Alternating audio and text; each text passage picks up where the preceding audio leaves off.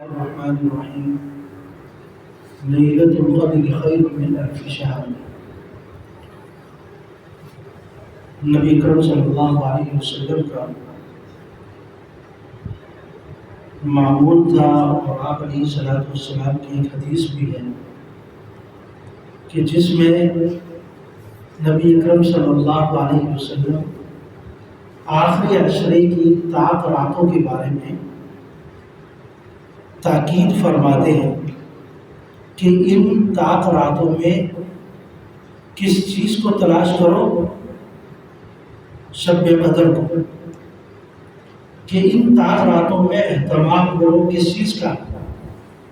عبادات کا، تاکہ آپ کو شب قدر جیسی رات کا فائدہ حاصل ہو سکے،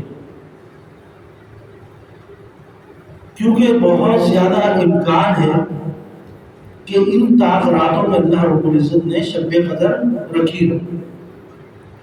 اچھا، یہ ضروری نہیں ہے کہ شب قدر آخری عشرے میں ہی ہو، ممکن ہے درمیان عشرے میں یا شروع عشرے میں یا آخری عشرے میں ہو، لیکن مومن تو وہ ہے جو ہر دم اس کو تلاش کرتا ہے۔ تو علماء کرام نے اور بزرگان دین نے ایک مختصر سا طریقہ بتایا کہ اگر کوئی شخص شب قدر کو لینا چاہتا ہے تو وہ کوشش کر لیا کرے کہ روزانہ کی بنیاد پر جس طرح معمول کے مطابق عبادات کرتا ہے اس طرح اپنی عبادات جاری رکھے، صرف شب قدر کے نام پر معمولی سی عبادت میں اضافہ کرتے روز، اور اسی طریقے سے جیسے صدقہ خیرات دیتا ہے تو ایک معمولی سا اضافہ صدقہ خیرات میں کرتے، تو ممکن ہے کہ وہ دن اور وہ رات شب قدر کی ہو اور جس وقت اس نے یہ کام کیا ہے وہ بھی ان لوگوں میں شامل ہو جائے۔ یہ 1000 مہینوں سے بہتر رات ہے۔ اچھا، یہ ضرورت کیوں پڑی نبی اکرم صلی اللہ علیہ وسلم کو اس طرح کی راتوں کا ذکر کرنے کا؟ صحابہ کرام عبادات کے معاملے میں بہت زیادہ اپنے آپ کو تھکا دینے والے تھے۔ ذرا سا کہیں نظر آتا کہ دین کا کام ہو رہا ہے، کوئی عبادت والا معاملہ ہو رہا ہے، تو اس کو کیسے پورا کیا جائے؟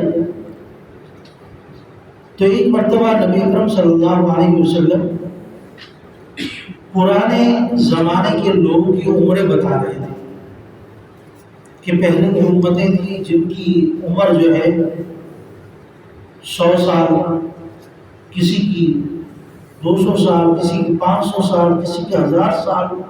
حضرت نوح علیہ السلام کی عمر کتنی تھی؟ 1000 سال سے اوپر، 950 سال تو وہ اپنی امت کو تبلیغ کرتے رہے۔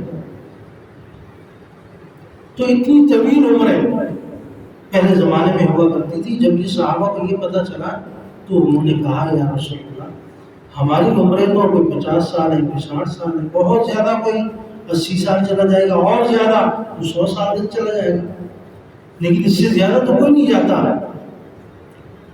تو ہم تو ان لوگوں سے پیچھے رہ جائیں گے۔ کیوں؟